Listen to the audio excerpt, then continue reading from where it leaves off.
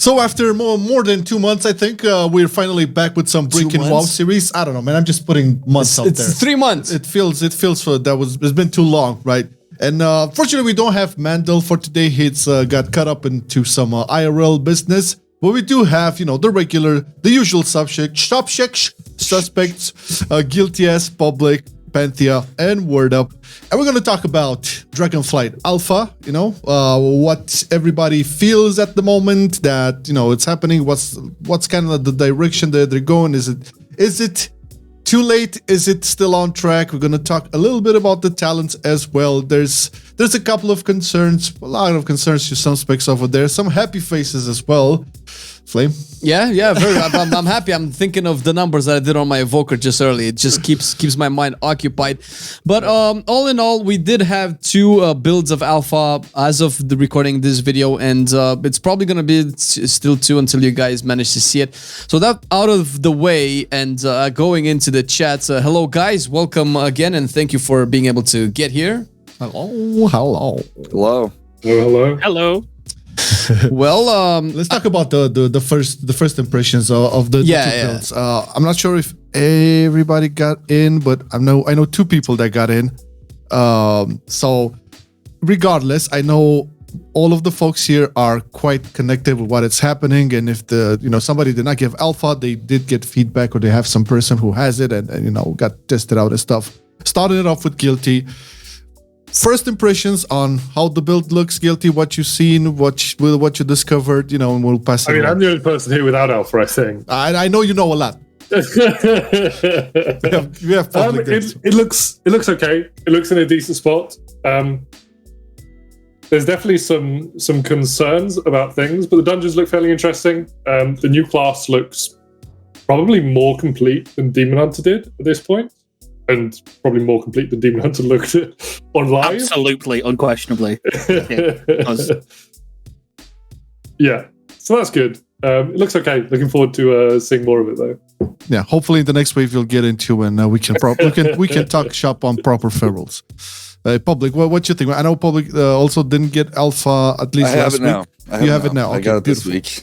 Yeah, I think overall at the Alpha, I'm both intrigued to get out of Shadowlands and get into something different. I'm also very kind of disappointed. I think the Shadow Tree and the Priest Tree leaves a lot to be desired, and I do have some hope in that some of the newer trees that were released, like Shaman, have a lot of good things about them. So I'm hoping that Blizzard kind of circles back on Druid, Priest, and a few other talent trees that came out earlier with lessons learned, or at least what they've seemingly learned looking at the new talent trees, because the Shadow Tree right now it's a massive pain point in the community. It's hard to find a lot of great things about it. It's kind of disorganized, and it's not a fun way to make builds, I guess. Yeah. So looking to get some iteration on that for sure. We've given a lot of feedback on that. So, and there's time still. Yeah, we'll definitely get more into part of the issues on the Shadow Tree, Priest in general, and also Feral, because we do have Guiltyas here, and I'm quite interested on his ideas on Feral. But moving along, Panthea, which we had the pleasure to play with on Alpha a couple of times. The new Evoker Devastation Specialist. If there was a tank in Evoker, I am a big Alpha boy. So what's your first thoughts on it, man? So the world feels quite polished. The D zone we had last week, it felt in a decent spot. Couldn't actually do the entire zone because the quest just kind of cut off halfway through, but that's probably for story purposes, so we didn't really get to see like the zone end game that they were pitching, but that's probably in the later phase. The dungeons look kind of good. I haven't had a chance to run them. I've just watched streams of them. I'll have an opportunity to run them either later today or tomorrow. Dragon races are pretty cool. A nice little feature. And the new crafting as well is quite interesting, where you've got multiple ranks of materials, and your crafting skill, as well as a new stat called Inspiration, determine the output of gear. And it's quite involved. Then you've also got crafted like equipment for your crafting specs, which give you extra stats. So I think the blacksmithing hammer that I had was equivalent to about 2 items worth of stats. Oh, so that's not intended. Okay. That one, they're supposed to just give profession stats. Okay, so it's not going to be any secondary stats or primary stats. Yeah, it's not a gear thing. Okay, because I was going to say that's going to be a nightmare for Kira on Warcraft logs. Yeah, he's got the new talent trees to put in there and all of the crafted gear. Yeah, it's going to be an absolute mess. Right. Okay, so fairly positive. Wordup, what do you think, man? I echo the same thing because I was in and I saw the first zone. Like the game world does look way more finished than any other alpha that I've done. Because even when you would like dip into the other zones that we weren't supposed to go to and get ported out, you could see that the world was finished. There wasn't like grey boxes or anything. The capital city was finished. Most of the systems all work. Dragon riding is really, really fun. Just generally about the world. I don't know about like the quest cutting off. It seemed like it finished with the campaign, but it was a lot more go and find your own quest thing in the world. So it was a lot more exploring to level there. True. The talents are a pressing concern, like Publik and Guilty said, because there's not all of them in, but they are consistently improving with each iteration that I've seen. Like each release pass and each release class seem to be going in a better direction than the original like pitch meeting first draft ones.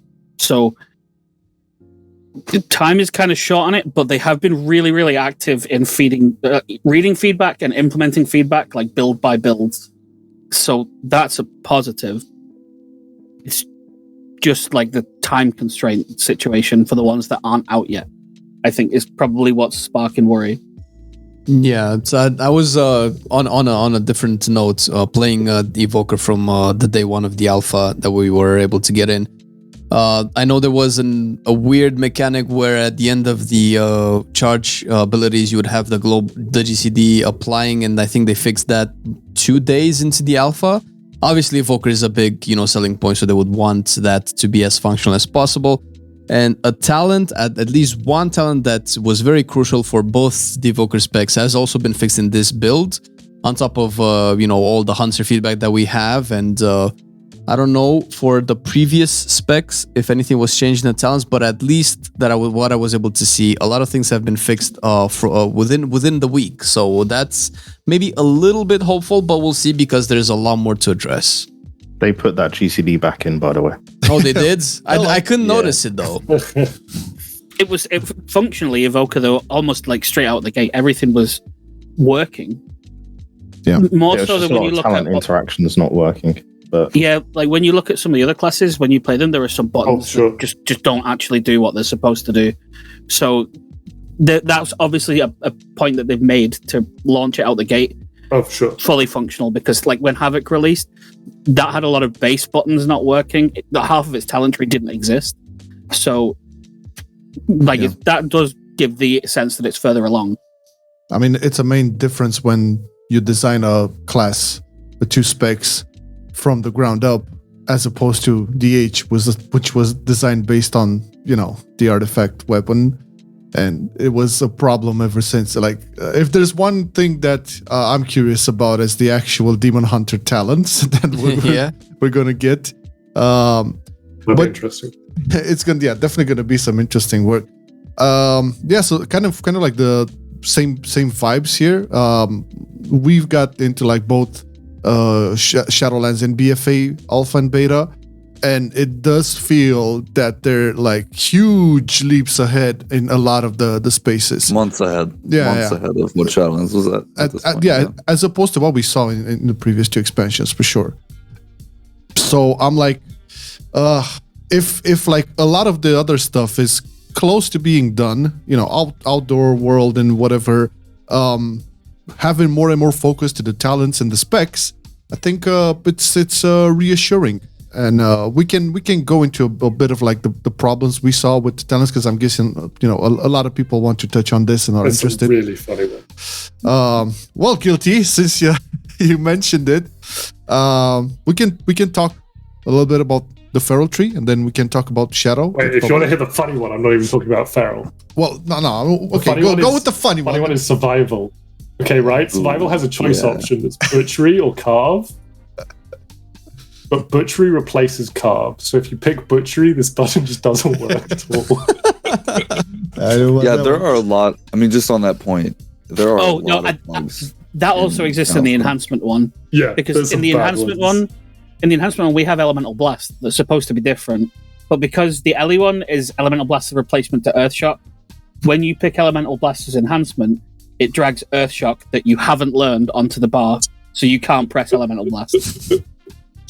Yeah, but like these are all just it's all just teething issues with implementing things. It's just sort of funny, but it's not the intent. But there have been some funny ones that have showed up. Yes, Shadow has 15 bugs with it right now, 17 bugs, and 15 of them are with old spells. Yeah, so there's been a lot of copy pasting, which is like understandable, but it's definitely I just wanted to put a bit of a damper on the months ahead. It's interesting how the Evoker specs don't have this problem. Like when I was playtesting them, like they're like it's like working in a much better state than Shadow is. You can tell that they've been working on that thing for years, man. Like at least. So. Well, I think you can track it with, at least for Shaman's point of view, you can track where it's coming from. All of the spells that have been copy and pasted from the previous iteration of the game into the new one, a lot of those tend to be like non-functional or kind of weird or buggy. But all of the new things that they've put in, so long as they've been implemented as like, rather than a placeholder, they work. Like for hours. We've got things that are brand new that totally work. And then we've got other stuff that's supposed to hook into like Maelstrom generation. None of those work because it doesn't seem to think that you've spent Maelstrom because the hook isn't there anymore because it's a new spell. It's definitely going to be a rough transition, I think. I think you could also tell that they're trying to have some interoperability between Shadowlands versions of things and Dragonflight. So pre-patch is going to be wild. Like for a lot of the stuff, like what WordUp is saying, they've just duplicated spells. So like Shadow, you can get access to a couple of the legendaries that we currently have on live. I'm based on spell data and looking at how they're implemented.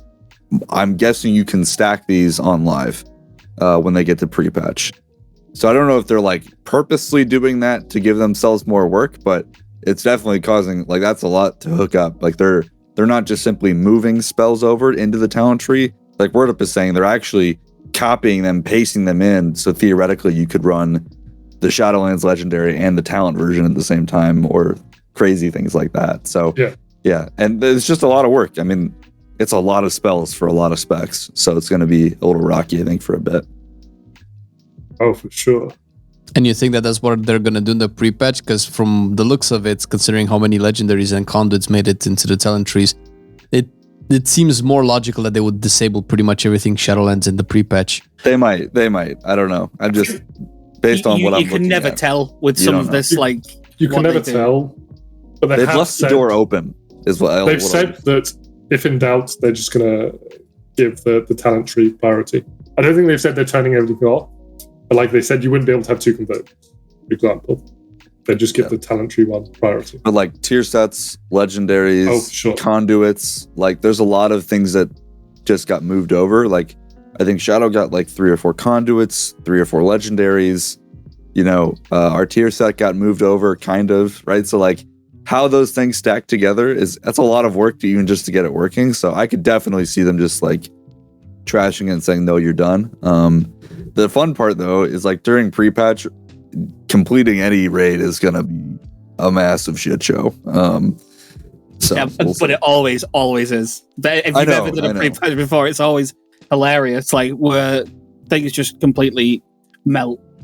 It's gonna be even sillier though because we're gonna have fated. All the raids are gonna be fated difficulty. Pre-season. And I said this on Twitter, I think maybe Shadow's in the only spot, so hopefully it gets changed, but Shadow can't even get to the end of its tree right now at level 60. So that's fun. Aside from rough. 1 point, but it's kind of meaningless. So yeah, we can't pick any of our new idle traits. So like playing the spec at 60 is going to feel like shit. So hopefully we get that solved because otherwise pre-patch is going to suck.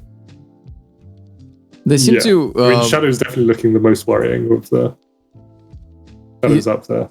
Yeah, this seems like a recurring theme for Shadow.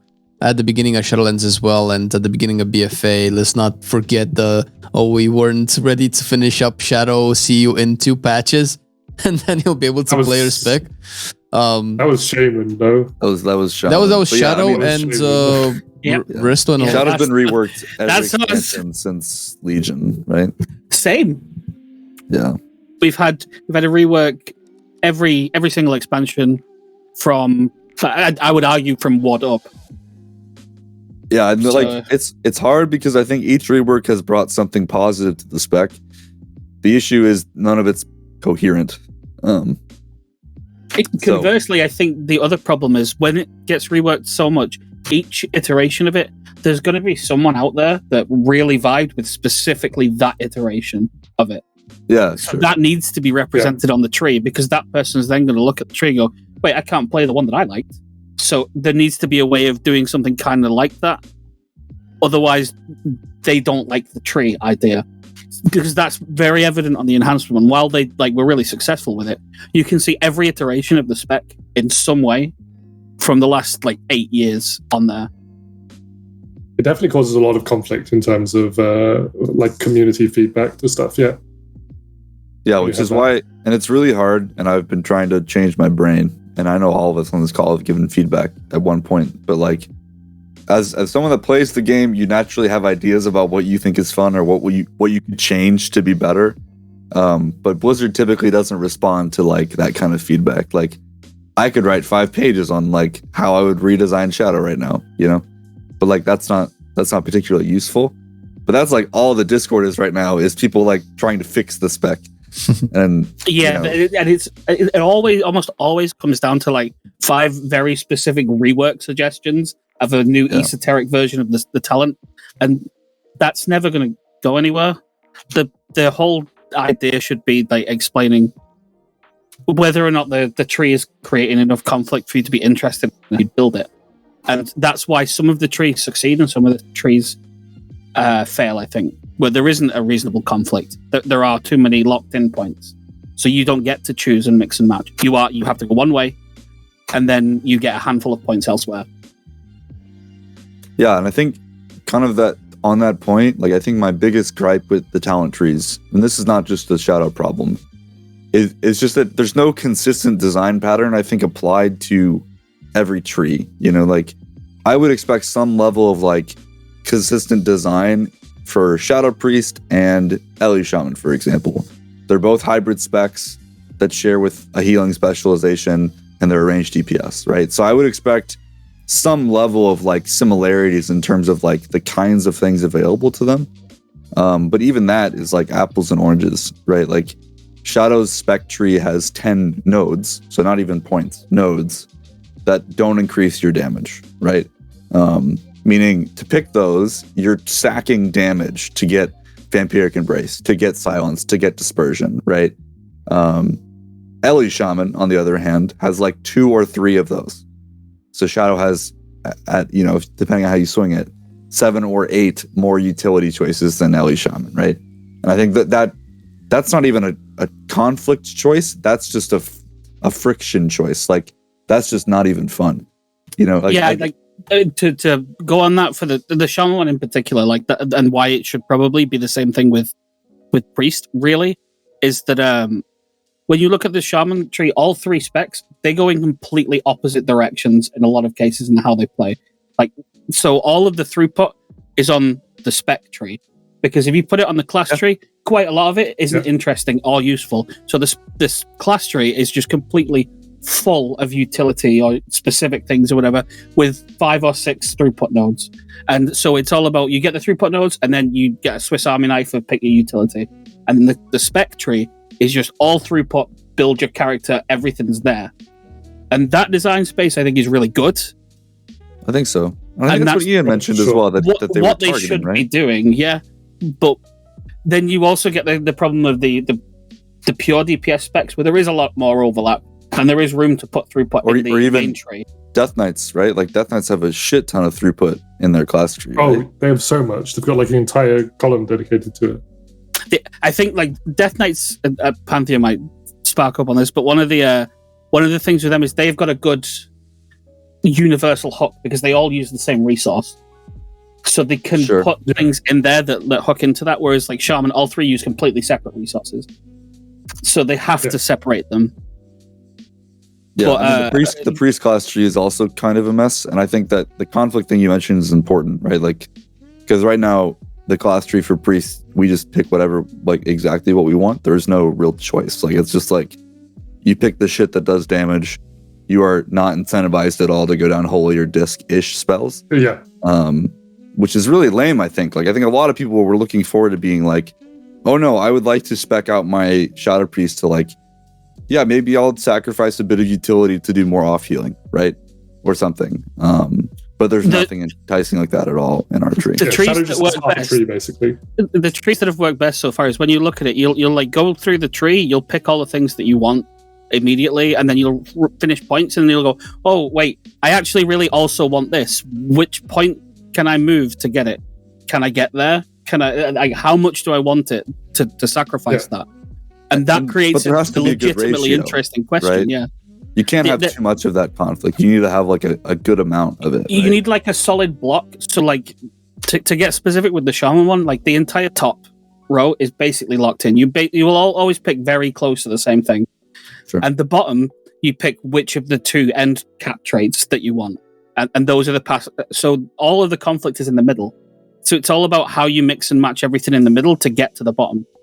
But there's like four. The class I'm talking about the spec tree because it's all the throughput stuff. Agreed. So all of the middle stuff is how you build your throughput to get to the bottom in the right way. So that it's isolating the conflict in one row makes it a really intensely interesting problem solving as to how do I match everything together to get to where I want. A quick question, Wordup, on what you said. I did want to point this out because this was one of the most surprising things when I looked at pretty much all of the Shaman spec trees. There's a lot of crossover and a lot of I guess it's not really horizontal, but diagonal choices. So you can start from the right and actually end up on the left somehow. There's so many points. There's a lot of lateral pathing on it. Yeah. Yes. Do you think that helps into either giving it more options? Because it's clearly not something that's present in other specs. Yeah. You can think of something like I think Rogue pretty much sets you on, if you go on that path, you're just going all the way down until you can go sideways. All three Rogue specs. And I think Marksman does something similar as well, which is also a little bit... So do you... BM has a lot of crossovers. Yeah, I think more webs on the tree. It just... I'm very hard to shift away from thinking that that's a bad thing to do. Like I agree. Having more crossover points where there's something central that you're pretty likely to want, or something that's maybe not the best for it, but it's still pretty good, and that's your path through to the other sides. It feels so much better. Another way, like having dead ends in your talent tree don't feel great, right? That's kind of what we're saying. Yeah. Enhance has like a really, like its structure is like, it's got a clear starting point, and then the middle is like the puzzle, and then the bottom is the payoff. It's like a story. There's like clearly three parts to it. And that structure, I think, makes for a really interesting situation, because, I mean, I've watched Discord, I've seen all the builds that people have come up with, and you can very clearly tell which of the things that they liked in Shadowlands they've directly wanted to drag forward by the path that they've took on the tree. And, like, I might not agree with that path that they've took, but they've built it in a way where the middle is where all of the questions come, and the end, you can tell that they've followed the same structure. It's all about just marrying the beginning to the end, with the story in the middle. And we're saying we like that you have options in your path, right? Like I think absolutely. I think that's universally a good thing. Whereas like, and again, I love talking about Shadow, right? So Shadow Tree has 10 dead ends before the bottom section of the tree. 10. Yeah. It's just like, which similar to the rogues, right? Like you're kind of forced, if you ever want to get to the bottom section, it's like you have to go this way or you have to go through this. Yeah. The question of really should there be that many talents that don't interlink to anything on the tree at all? Yep. Because when you look at the Shaman one, there are some dead ends that I would be happy to be created on it. because there's very few on there. Yeah, I think there's a good there should be a balance, right? Like, and I think some of them make sense. Built it right? in a different way. You could restructure it to have more dead ends, and it would be fine because the abilities are still appealing. But when you look at some of the shadow ones, the dead ends, some of them are like, what? Like, why would I care about going all the way to here for this point? And would I be willing to give up other stuff? No, not really. So why isn't there any more links there? Yeah. Which is obviously that's the space that they should go for. Yeah. Like Rogue got mentioned, Rogue has 2 total horizontal paths on its entire, like sub-Rogue that is. It's got 2 total horizontal paths. Other than that, once you get onto a column, you're stuck on that column the entire way. Outlaw is even more aggressive, I think. All 3 of them are. No, all three of them are Assassination, 3 same story. columns. Yeah. Outlaw has absolutely no way to get from mid to left, or from mid to right, or from left to right in any situation. You always have to go all the way down one side when you go there, and that's a lot, really. It's so unsatisfying putting together a tree because once you're onto that column, you just ride it all the way to the bottom. Yeah, because they all link together. A problem with the old system, like old no, because right? there weren't links, or links were very uncommon. They were uncommon. Like occasionally you had a link, like you'd have the leader of the pack going into improved leader of the pack, where you had to take improved leader of the pack to get to improved. But other than that, you needed to put 5 points in each row, just offshoots, and then you could freely select going down. Did they have as many of these? Like, because the other big problem I have, and with my tree, and it would get fixed immediately, is these required lines where it's like you must put in this many points to go below. You needed 5 points above each thing. So, for instance, to get to the second row, you needed 5 points in the first row. To get to the third row, you just needed 5 points above the third row. So you had 10 points in the first row, and then just immediately skip to the third row. Are you talking about the really gates? Different system. Are you talking about the gates? He's talking about the gates in the new system. Yeah, because we have an 8 required line to get to the second section, and then a 20 required to get to the third section, and that makes it super restrictive because I think Survival might beat me now, but Shadow and Survival have like way more choices in the bottom section than anyone else does. But it feels really bad because everyone has the same required lines to get down there. So I want to say, now this is just spitballing when I've looked at the Shaman one, but in some cases I think the gates are almost there. Not for all classes, but in some. The gates are there to force you to take a lot of the core spells that they want to know that you've got. So, like, when we looked at the tree originally, we saw that you could get Hot Hand without Lava Lash. And when we actually put points into it, you can't spend enough points to get down there. So, indirectly, while you could path there, you can't get enough points down there. So, the gates are an artificial way of making it so that you have the button to get there in some cases. Yeah, in other cases, the opening has so many points that you can actually avoid it, and then you have like an egregious problem. I'm checking a tweet that I made. So Rogue actually has different position gates to all the other specs as well. As a note, their 8 gate is on row 3 as opposed to on row 4, like everyone else. I will circling back to Outlaw as well. One of their problems that I think is because they have no horizontal things. Everything on each row has to be completely one theme, because once you're pathing down it, you have to have things that you actually want to go through. So when you look at the Shaman one, you could have done that with Shaman. You could have had all fire, all storm, all maelstrom in like 3 rows and then made it vertical. But you don't, so they can mix and match where things go. So you want to path through. When you look at the Outlaw one, you've got like all of the ambush stuff on one side, you've got all of the roll of bones stuff down the middle, and then you've got all the pistol shot stuff on the other.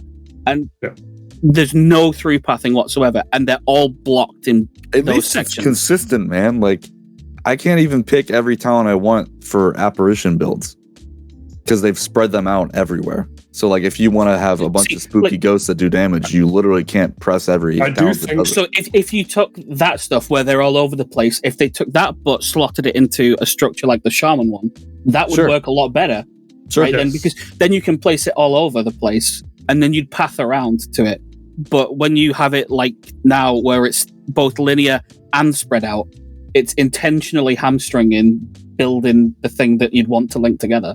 I think it also like makes balancing harder, because when you've got clearly themed columns like that, it has a significantly larger knock-on effect when you make small changes. So like it also leads very clearly to cookie cutter. Yes. There's going to be a combination of 2 rows that will be better than any other if you have like hard locked lines. People use this for Feral a lot. They say it should have a DD, like a direct damage, and then a bleed. But then the result is, like, if you make a small buff to bleeds, maybe suddenly that shifts so that now that this bleed talent is better. And suddenly it's a much bigger cumulative effect than the like small change would have warranted. So it just makes balancing significantly harder when it's themed like that. I did check. So to your point earlier, Wordup, about the 8 required and 20 required, you're saying could reduce the amount of bad builds you get. Even with those in place, Shadow has 16 dead nodes that are possible, meaning you can make a full build spending all points, and there are 16 of those buttons that just wouldn't work. It's so broken. See, like I said, when it's not every class. I know. Some of them are definitely failing with it, but like when you look at the Shadow, there's what, like I think you could in total, if you bought all of them, there's like 16 at the top. Well, there's 16 if you went from top to bottom in the tree. You know, I mean, if you could spend 16 points just before the first gate total. Oh yeah, something like that. And enhancement can only spend 11, so that means that there's a really skinny margin to actually break the gate and start going down. That's why it just makes. I think the point is just that like it's really hard to like reason about some of these trees, because it just feels like they were designed with different goals in mind or different ideas, because like they're just kind of inconsistent across them. Right? Oh yeah, it's really hard. So I think the Panthea might be a good one to speak to about, like, the Evoker one does, I would say, a reasonably good job, because it's so webbed. Of you decide which pathway you're intending to go down, and then you're led down toward it, but you're never locked off. You can always you can always mix and match. Yeah, you kind of just end up with looking at your capstones and deciding what build you want to make. So the left side of the Devastation tree is all focused on red, which is AoE. The middle is just cooldowns, and the right is blue, which is single target and cleave. Now, there's good points to pick on either side for any build. So, like the red side has Font of Magic, which gives your empowers an extra level. The right side has Power Nexus, which increases your maximum essence, so it makes essence spending a bit easier. But when you look through kind of the entire tree, you make your build, you're having to make a pretty easy decision, I'd say, of do I want cooldown reduction on my kick, or do I want throughput? For some reason, that is the conflict that you're presented with. You're always going to pick throughput. Yes. Yeah, but again, I think we all kind of agreed that putting quote utility things in the spec tree is dangerous or can lead to unfun decisions, I guess is what we're trying to say. Like, I think it's okay if you make it mandatory. Like, you can't path without taking them. So, like, looking at elemental, I'm looking at like inundate, I'm looking at primordial bond, those choice nodes. You can't path without taking those, so you're never really taking a choice between damage and utility. And they're way up in the tree, right? Like, I think like that's the other, like, having to path out of your way for utility, like the Evoker interrupt is, I think that thing is like smack dab in the middle of the tree, isn't it? The interrupt thing. Yeah, like that, kind of makes it harder, because I think like those choices should be in the class tree. I think like universally the ones that I've liked the most are where the class trees are like, here's where you diversify the utility of your spec in your class, right? To a certain extent, right? I think like that gets harder when some specs like Shaman don't have a lot of overlap in their specs, and maybe gets easier with something like Death Knight where there is more overlap, or like Shadow Priest is not even, I wouldn't even call it a spec of Priest. It's a subclass of the Priest class. Like, it's so uniquely different to Disc and Holy that like I think they really need to try harder if they want to try to put throughput in the class tree and have it make sense, right? Yeah. Let's say, now Priest just has half a tree because half the tree does DPS throughput and half the tree does healing throughput. So you just only ever click on the DPS throughput. Well, that's why I've seen people say that they wanted more throughput on the Shaman class tree. And I fundamentally disagree, because I think if you did that, it would break the system. Because that would mean wherever the throughput was, every decision on the tree, it essentially just boils down to, how do I get there? I have to get there because that's the only throughput that I want. So I have to go that way. And when there's so many overwhelming amounts of niche utility that Shaman brings, and like the same goes for Priest and quite a few other classes like Druid, when you have all of that, when you start placing that on the tree, there's going to be a lot of instances then where you're going to be like, well, I do want Thunderstorm, but there's no way I can get there. So like, I'm not got enough points, so I don't get it. Whereas with the Shaman one right now, the way it works is there's like 5 throughput nodes, you get those, and once you've got them all, you can go literally anywhere. You've got enough points to get quite literally any, like a smorgasbord of different utility. But like, really importantly, you can go anywhere, but you're giving up stuff to go there. You're just not giving up damage. You're giving up utility. You're picking utility versus utility. Like, do I want a stun or do I want a knock up? Do I want do I want to do my totems or do I want ancestral DR? Guidance? Yeah, and that's like that's an actually interesting choice. Yes. It's not a feels bad choice. And that's what I meant. You're happy being anywhere on this tree because it's like it's competing against stuff anywhere else in the tree in the same category. It's so well done. That's what I meant. That when I looked at the class talent tree for Shaman, I think that's the best one they've done so far. That's obviously my opinion. Like WordUp said, there's a couple of throughput talents that you'll probably always want to get, because we've had this talk with a lot of people in our stream as well. Because like, why isn't there more damage? I want some utilities like.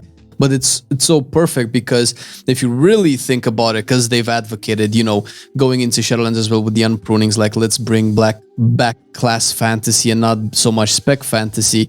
What's more shamanic fantasy than all of the totems and all the utility that you bring? Mana Spring totem, lasso and thunderstorm and all. I think what the beauty, the real beauty of the Shaman, which is what they should bring forward, is that the throughput things are placed in specific points where it opens up all the utility options. So those are the places you're naturally going to path to, right? You're going to path to more lightning bolt damage. You're going to path to nature damage crit. And once you get there, you've got like free routes to basically every other piece of utility, so long as you go there. So you're slightly railroaded toward the place that opens the tree up.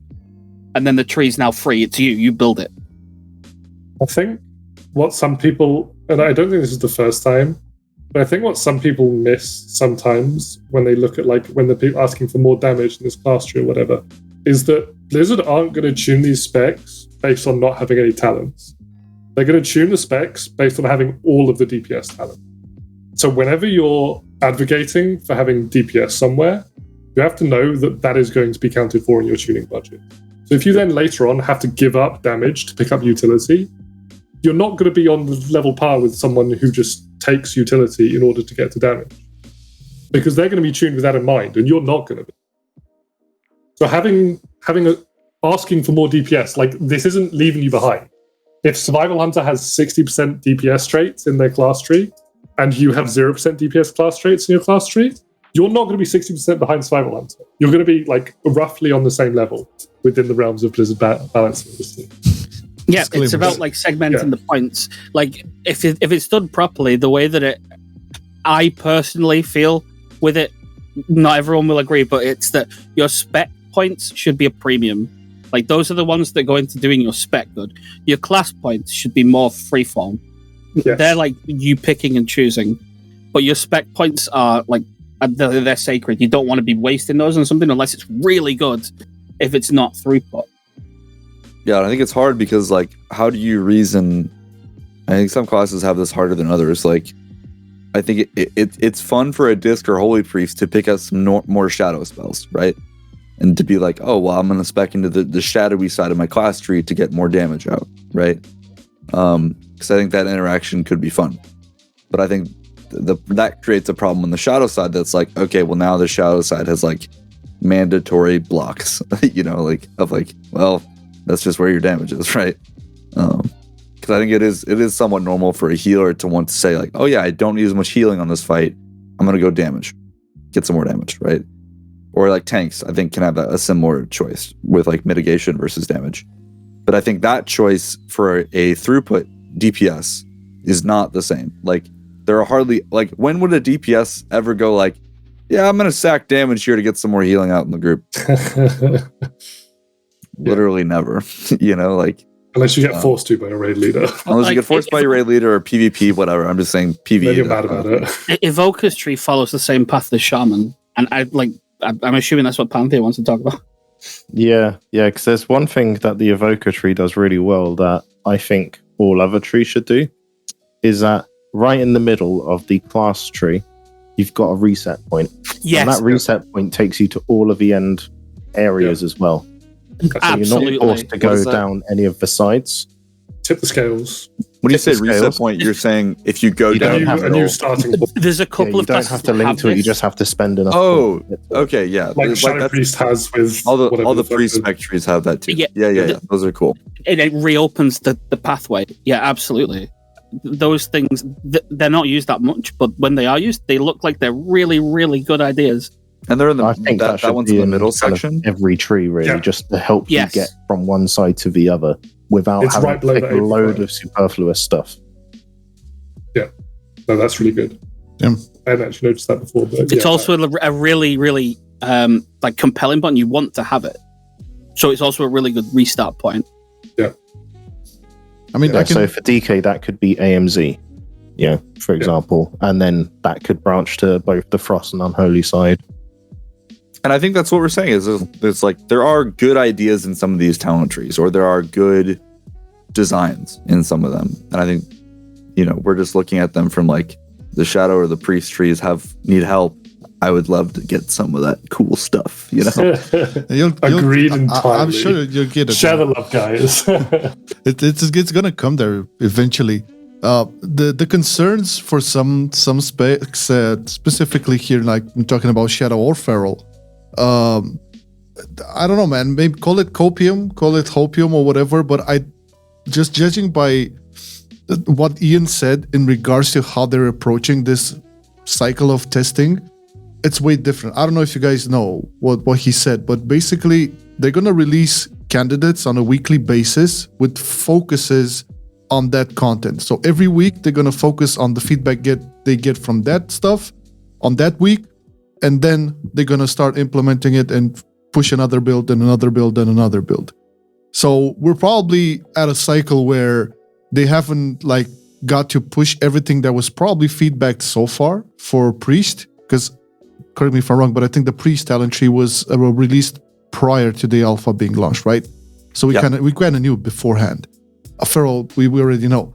And I was curious, what you guys think. Do you guys feel like this is the better approach to fixing things? One thing I'll say for sure immediately for this is that people need to probably realize that it's not one dev per class. There's devs that are doing multiple ones. So while they're saying they're taking the feedback and they're working on it and they're implementing stuff, they're also at the same time still building the other trees that haven't been released yet. So until they're all on the table, they've got priorities here. They need to get the base one out before they start tweaking other things. So I agree, but I think there's a middle ground here of so the Hunter tree has been released, and there have been 5 blue posts since then? 7. I think in the case, to not say that there's a reason that the Hunter ones are getting a lot more feedback now, because I know, but the other thing they need to do is now done. Sure, I'm just saying I think if you want to put people at ease in the Feral community, in the Shadow community, or any community that feels like their talent tree is missing stuff, all of us have given feedback, either on the forums or elsewhere. It does not take much time to be hey guys, we've seen that the community hates Searing Nightmare. Exactly. We're looking at it. That's it. I need one sentence, right? Like the smallest bit of acknowledgement would ease people so much. I don't need you to iterate on it immediately. I'm not asking you for you to have a week turnaround on this shit. Like, I understand these things take time. What doesn't take time is for you to acknowledge feedback and say that we're looking at it, right? And I think that's what has people upset when they see all these posts about hunters, or they see iteration on spec trees that were released after hours, in the case of Priest, is like, guys, what did you forget about us? And I understand it's probably different devs, like I get that, but I think it shows a good example that I wish other devs would follow suit, in that, like, okay, yeah, we see that priests are upset about the pathing of their trees, Searing Nightmare, having too much utility in their spec tree. Like, those are good points. We are looking at them, and I'm sure that they are. The copium is that they've read our feedback and they agree with at least some of it, and they're looking at it, right? Can you just tell us that? It will be funny, as this episode will roll out on Monday. The build they're gonna push out is gonna be with fucking priest feedback, and narration and druid. They'll blow my mind. Hard copium. I mean, yeah, like the change of how they're doing is all well and good. It just remains to be seen whether or not it's talk, or if we're following through. Speaking of, we are following through, but yeah, we'll see. But speaking of Guiltyas, like what. We didn't talk about Feral at all, and I really wanted to get just a little bit into it. I mean, from what you've seen so far, and I know you wrote a piece back when the first Druid talents were pointed out, and made a couple of cool suggestions. But from what you're seeing now, where do you see is like the biggest, I don't know, 3 concerns or whatever? Because I tested it out, and dude, I mean, it didn't feel that bad. I mean, it didn't feel like at the levels of bad that Publik is describing for Shadow. Let me put it like that. I think the class tree for Druid in general is fine. I think there's a few small like objections I have to the class tree that could improve it, but it could be better. But it's okay. It's definitely not the worst class tree. I think the spec tree for Feral is just really bad, though. I think it's only like. I was somewhat cautious when I saw the first one, because I was like, it's kind of the first one. It's kind of on a similar level to DK. I kind of don't want to object too much, because I don't know whether like this is the status quo and I need to adjust my expectations, or whether like others are going to be great and this is awful. And like, frankly, as I've seen more, I've become more and more disappointed with the Feral tree. There's so many like 2-pointers or 3-pointers in travel. Like this brutal slash node is like this huge block off if you're ever doing content. It's heinous is the answer. So bad. If you're ever doing content, why do you hit multiple times? It's just atrocious. And it feels a bit unbalanced. Like, as far as like 3 changes that I do to fix it, I don't know if I could fix it with 3 changes. Like, but you have to take brutal slash to get to like all of the other stuff on the right. That's the thing. Yeah, I could make it more acceptable with 3 changes, but I don't think I could make it good. Yeah. I think I would categorically say you need way more than 3 changes to fix it. Like the philosophy on the Druid one is very alien to the Feral one, specifically, to a lot of the other spec ones. There's also just no innovation in it. It's one of the most, if not the most, taxed trees to get to certain things. Shadow is also very taxed, but there's a lot of like things just objectively in the way that are the opposite of what you're trying to do if you wanted to do certain builds. And then there's nothing that really marries it together. There's a lot of just ideas thrown out. It doesn't seem to have honed in on how you would build it in different ways. It's very much just like Shadowlands Talent Tree 1.5. Yeah, and I brought this up before the call, but it's like, I think the innovation part's really interesting, because Shadow does have a couple new talents. I think maybe Feral does. Maybe I hope they have a few new ones. No, we have 0. Okay, well, there you go. Actually 0. So we have 4 or a couple, but like the problem that I have with that is, while they've given us a couple new ones, it's also possible right now in the current tree to pick 19 of the current 21 talents you have in Shadowlands, which creates a very messy Shadow Priest. Like, the talents in Shadowlands were not designed for you to have all of them at once.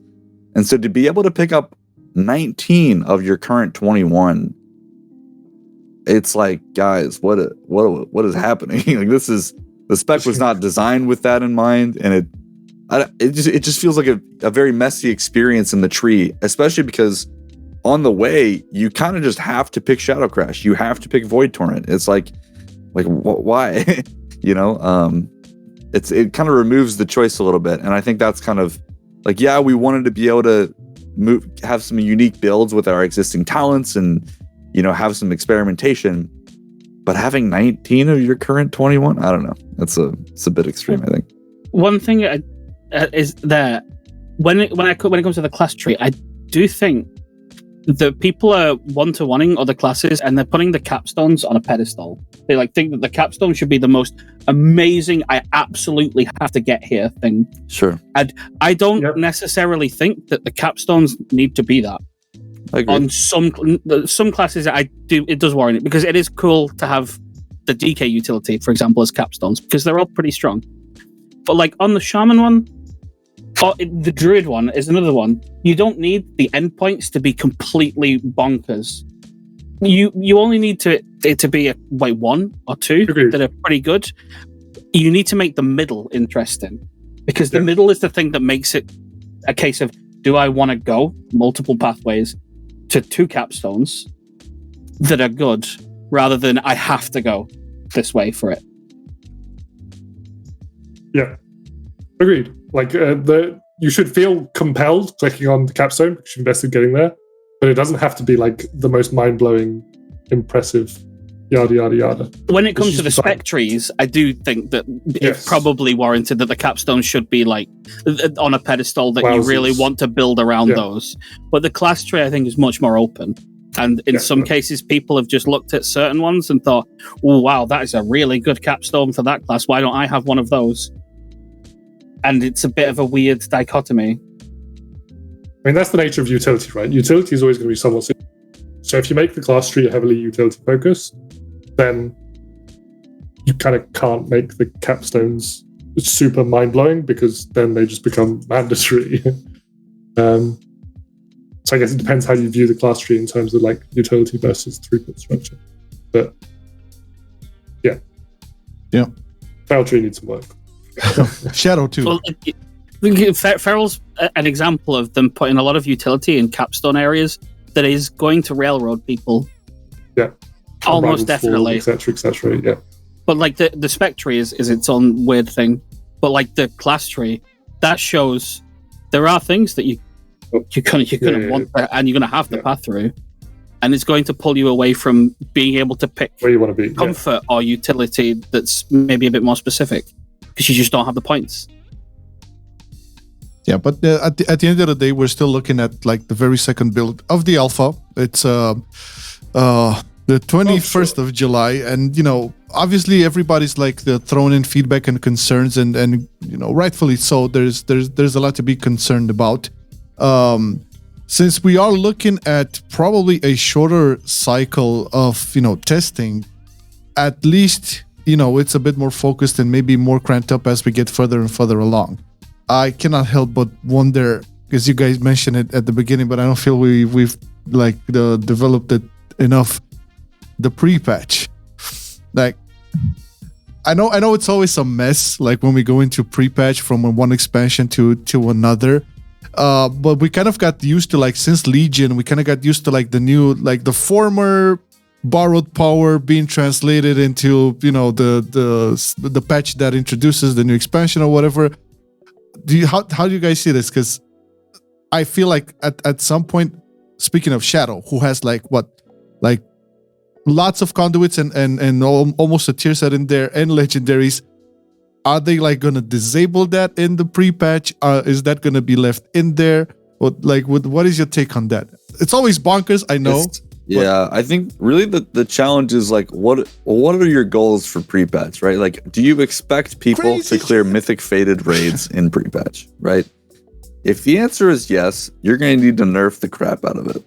Because like, just, you know, put frankly, you know, specs, and we see this right now on Alpha, which I think has given us good perspective, that like specs in their current state at level 60 are in some cases husks of what they are at level 70, right? You're missing so much of your identity.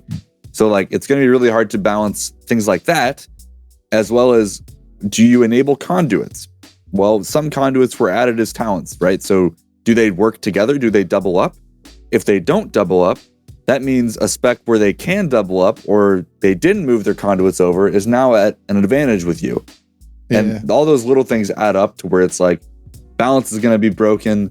Some specs might be just straight up unviable. So it's like, what do you know, it's going to be a really tumultuous time of like, how much work do you invest in making pre-patch a functional thing? Because even if you go into it and you're saying, yep, legendaries don't work, nothing with covenants works, so soulbinds, conduits, covenant abilities, all that's gone. It's like, how are you going to tune the raids? Tier sets, do tier sets work? Like, a lot of people got tier sets put as talents, right? Like, how are you going to tune any sort of content, Mythic Plus, Faded raids, you know, like... That's not even considering there are some tier sets that are attached to abilities that you can just not pick anymore on the tree. Yeah. So they just wouldn't work. So, like, it's going to be a wild time. So I wouldn't expect... I think the thing is, we've seen it before in other pre-patches, though, where they're missing something that they're going to get just from leveling that actually makes them completely worthless without it. So, they're, as sad as it is, you just have to spend 2 weeks being bricked. And it sucks, but sometimes that's how the dice falls for some people. I mean, I've had it happen a couple of expansions. Subtlety had its situation in the Shadowlands pre-patch because it just didn't have any AoE at all in the pre-patch. Oh my god, I remember. From leveling, because you didn't have Black Powder. So, like, or Elemental had its problem where Mastery was completely broken in the WoD pre-patch. So 90% of the damage was coming from little rocks that shot out of their arsehole. So it's like... It's always going to happen. There's going to be an outlier. It's going to be rubbish for some people, and then there's going to be a couple of people who have 2 weeks of being over the moon, amazing for expansion launches, and then maybe they're not so good. Fame. But to this point, especially to what Publik built upon, obviously, like, you know, we can look at a bunch of stuff that Shaman has as well, and Druid as well. There are also legendaries and Torghast powers, and a bunch of legendaries that we have currently on live are Torghast powers. And if you go in Torghast, if I'm not mistaken, for a bunch of them, they stack. The effects stack, right? I'm thinking something like a Dark Glare Medallion for Demon Hunter that has a chance to reset I-Beam, and if you loot that power in Torghast, it stacks with the legendary as well, right? So I wouldn't be surprised. It's two separate things. All right, it's like two separate. But you do have both dice rolls to do it. But they do both work. But it's two different dice rolls for it, so you've got two different things working at once. Yeah, that could happen. So what I'm saying is that they already have the script in to have like multiple iterations of the same thing work at once. I wouldn't be surprised if they kept it, especially since we're seeing right now, obviously, more and more time walking and more going back to the original content, and likely, you know, the way we kept the legendary cloak in BFA that still works right now but doesn't work in Shadowlands. I would imagine there's some restrictions going forward, but likely the stuff will still be kept. And obviously there's the bigger question is like, what is Evoker getting? Because Evoker has no covenants, no conduits, no soulbinds, no legendaries, nothing. So well, the way that you'd look at it is, I think it's almost exactly going to mirror BFA to Shadowlands. Like the neck still worked in BFA content once you left BFA and you went to the Shadowlands, it didn't work anymore. And that's probably what the Soulbinds conduits are going to be. It's if you're doing Shadowlands content in that, it's active. Evoker don't need it. At the end of the day, just like Demon Hunter, when they launched in WoD, they were just a complete husk. They barely worked. They didn't have their talents. They weren't functional because all of their talent came from like every 2 levels past 100 rather than every 15 that everyone else had. Yeah, speaking at least, so Shadow Priest is like 90% implemented in SimC. So we've like gone through spell data for every single one of the new talents, basically. It seems like they are trying to make things interoperable between like conduits, for example. They were all duplicated. So like they've created new spells for all the things that we already have. So like we have a Mind Devour conduit in Shadowlands. They've copy and pasted that spell, created a new Mind Devour for the talent version, right? Which kind of suggests that they want to at least leave the door open to things working together. But who knows? We'll have to wait and see, right? Yeah, plus, Faded Raids, I don't know if that is going to like be still in the pre-patch? Isn't that just season only, and season will end?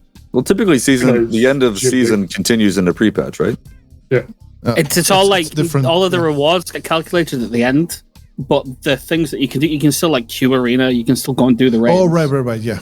So they'll like leave it in as just you don't get any achievements or anything else, but it's still there. You can go and do it if you want. I mean, if they get bad feedback, maybe they disable it, I guess. But yeah, I'm looking to see Denathrius being killed by 2 tanks and 18 evokers. That time we're going to put out a lot of videos. For sure. No. Oh no. Oh, remember the Demon Hunter plague? I mean, that sounds fun. I don't know. I'd love to see how many fights break when you add a bunch of evokers. That sounds great. It does sound funny. It is always the funny part of pre-patch, is just stuff being a complete abomination that's broken. Yeah. I think like I don't get me wrong. I don't care if things don't work very well in pre-patch. Like yes, that's no. It's just a topic of discussion. How fucked up will things will be? I think nobody here is like concerned. It's like, oh my god, pre-patch is gonna be broken. Nah, it's supposed to be. We kind of used to it being fun and expectations. Crazy. Yeah. I guess if we had to choose, we probably would like things to be crazy rather than 80% of the stuff is just not working anymore and just have to wait for 2 weeks. For sure. You want it to be wild and funny, and there's just like 2 weeks of silly memes that people find or like weird stuff. Sure. Rather than it just be 2 weeks of boring that people log in, they do the quest line that's in the pre-patch, and then they log off for 2 weeks. Yeah. But like we know dev time isn't universal, and like I always think it's interesting how like people ask Ian questions like, when can EU and NA play together, right? It's like, well, that's a lot of work. Like I would love to do it, but we have to spend time on other things. So taking that argument, I would hate for the devs to waste time on making pre-patch work versus fixing the Shadow Priest. Yeah. Tree. Yes. Yeah, exactly. Or the Feral. So like, I guess that's my 2 cents of like, I don't care about pre-patch in the sense that I don't want you to spend dev time making that shit work when there are other things that clearly need help. Yeah. I mean, that is like for, I don't know, a couple of weeks, but then the things you're referring to is like for the whole entirety of the game. Couple of years. Yeah, you better make sure that the foundation is, rock solid for that. So, again, nobody here is going to be upset, at least on this podcast, that, oh my God, pre-patch is broken. Nah, it's fine. We're just talking about how crazy it can become. That's the whole deal of it.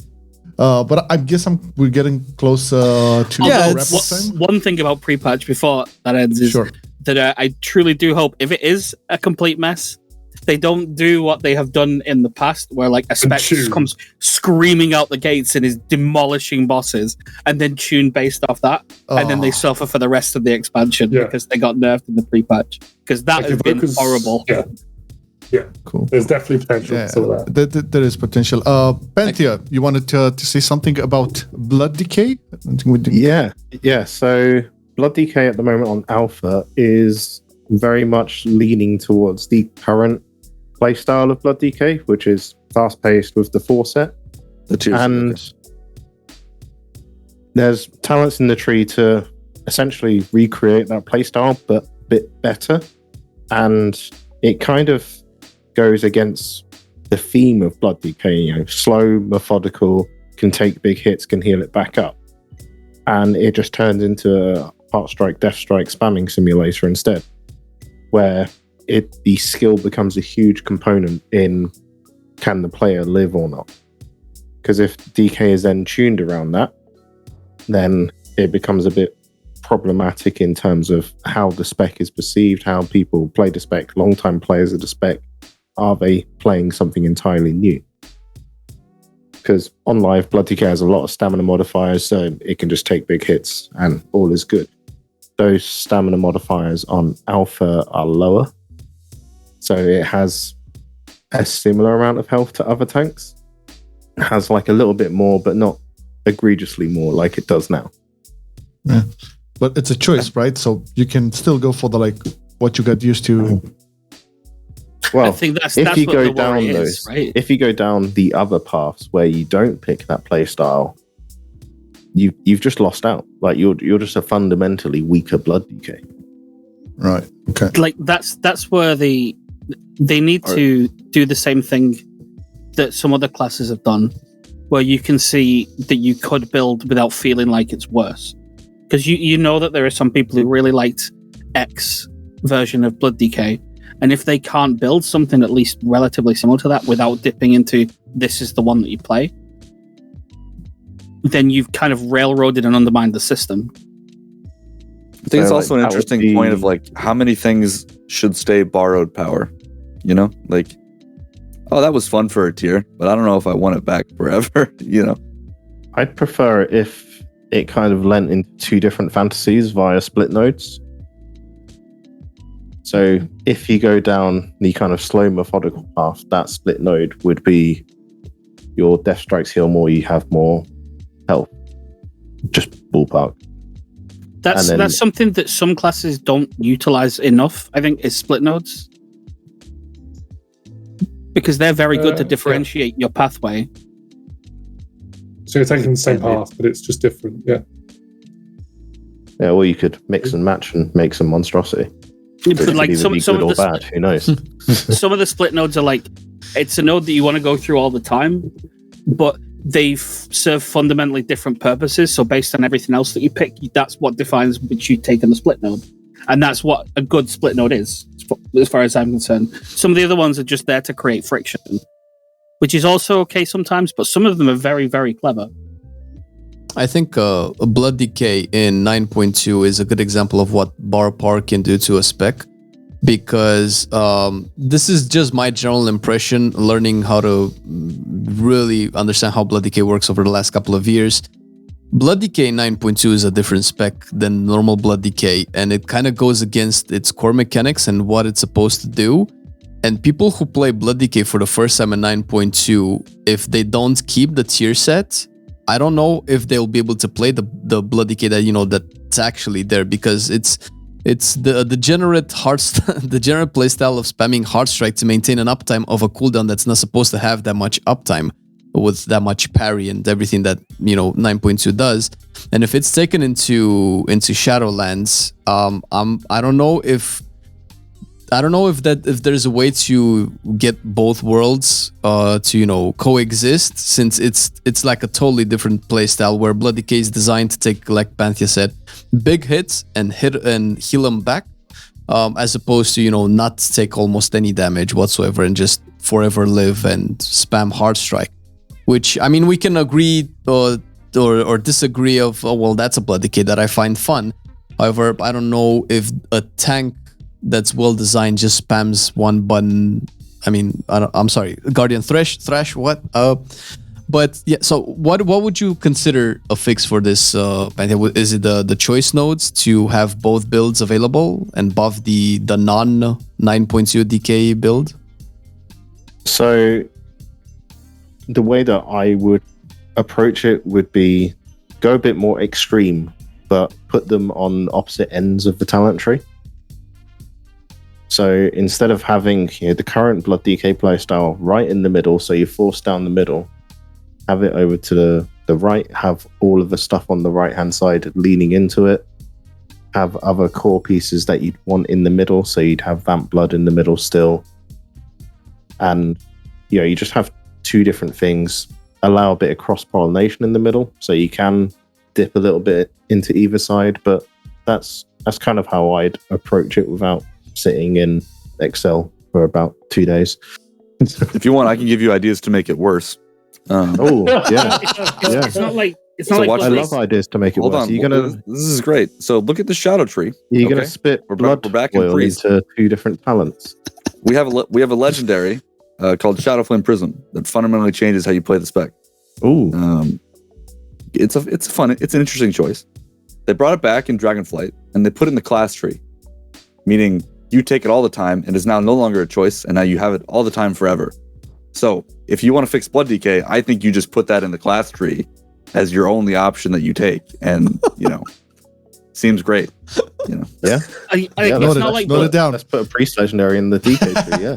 it's not like Blood DK was the only spec that got mega warped by borrowed power this tier specifically, though, right? Like, Survival's a really good example of loads of the people that picked up Survival. Survival does not play in any remotest concern like it used to in any way at all, and all of the mechanics that survival actually operated on, you don't engage with whatsoever with survival. But like that's fine to get rid of, right? But like, the problem is it should be supported, and you find the problem that was degenerate about it, because like the degeneracy in survival really is just it's a 2-button 1-2 combo. So they tried, whether they succeed remains to be seen, but they've tried to introduce a third button in there, so it breaks it up, and there's cross-pollination across the tree, so you aren't necessarily forced to like all in on those 2 buttons. So they've dragged the idea forward, but they've iterated on it. You can't just drag forward something that completely and totally warped the core and have that be the go-to, because everyone who liked anything before it, well, they're just playing it wrong, and you don't want that it is to going to be the new core, but then that should be at the top of the tree rather than the bottom. And it needs to be universally liked. I think that's the other tricky part of like adding something that available, or that like you removing the choice from it, right? Like Shadow has to go down this route in the class tree. That's where all the damage is. And it's like, okay, well now that's a part of your core play style. Like Twist of Fate, Shadow's Execute. Yeah, that makes sense. That should be part of the core play style. But some of these borrowed power effects like tier sets or legendaries, I think people probably like playing with them for a tier, but how many people want to play with that forever? You know? Yeah, we don't very much like it. Yeah. Well, there are some, like, some of the sets genuinely did deserve to be brought forward. Like, I think the Feral one not being dragged forward, like, almost in a more succinct way, but, like, iterated on, that's a really good example of something they should be really thinking about keeping about. Yeah. That's the kind of thing that could have worked into, like, build your own Berserk shit, as opposed to, like, splitting Berserk up into 3 points. Yeah. There's lots of iterations of, like, where they can see what has worked and just keep it there. Maybe a muted version if it was too strong, or a buff version if it was too weak, and then have that be in the tree. And sometimes that's happened here. Other times, it's a bit weird. Yeah. Well, I guess on that note, we can end it with lots of ideas being thrown around here. And good note. Yeah. Well, once again, you know, we have. I feel like the feedback and the chats that are being thrown around in this podcast specifically is like fucking gold. If like the right people would get them listen to it, it will make the game so much smoother. Well, I mean, the general takeaway is that the alpha is surprisingly polished for how early we are in it compared to past examples and past expansions. So it kind of makes sense that the release has been pushed to this year. We still have some kinks in the armor that need to be addressed, but there are very good examples on to how to address those kinks, with, you know, Shaman being the most recent one. Yeah, there's good examples. Plus, this, like, I think the most important thing about this alpha is, as a lot of the folks today pointed out, a lot of the content, world content, you know, even dungeons feel way more complete than in past expansions, which lends me to believe that there will be more time and resource allocated to iterate on all of the issues we talked about today, as opposed to previous expansions where you did not have a lot of the content, world, dungeons finished, not to mention the fucking other systems, right? Like one of the biggest features was Torghast, remember that? Dragon Riding feels, you know, at the very start of it, you know, with the races and everything. Yeah, whatever we have seems like it's working 100% so far. To be working good, yeah, of course. So added on top of that, you know, the proletariat people that have started working like since May or something, part of that group. I mean, it's still, you know, call it copium, whatever, or hopium. Well, it's still it's a PM for sure. On the better side. I think if we would have had this podcast in Shadowlands Alpha, oh boy, would the lights be dimming down. So it's definitely a different vibe, and hoping for the best to come, right? Again, I'm putting my bets here. I can almost bet that next week's build was going to have something either related to priest or druid. If that's going to happen, but that's a big prediction. I'm just putting it out there. But that being said, thank you once again, Mr. Guiltyas, Mr. Publik, Mr. Panthea, and Mr. Wordup. Pleasant chat as always. We shall catch everybody again on next Monday with a different podcast. We don't know yet what it's going to be about, but you can bet your ass once we have a lot more to cover and talk about. We'll gather up the wonderful minds present here today, plus Mandel, hopefully, and we'll chat it up some more. Remember to check the description for all the links for Guiltyas and Publik and Panthea and Wordup. Definitely worth checking out. That being said, thank you for watching. Thank you very much. Bye. And see you next time. Bye. Bye.